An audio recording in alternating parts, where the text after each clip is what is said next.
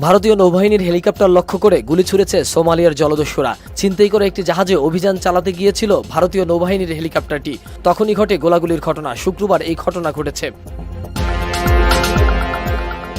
ভারতীয় নৌবাহিনীর সাথে গোলাগুলির পর বিভিন্ন গণমাধ্যমে ছড়িয়ে পড়ে জাহাজ উদ্ধারের গুজব। তবে এখনও বাংলাদেশ কিংবা ভারতের পক্ষ থেকে জাহাজ উদ্ধারের খবর জানা যায়নি।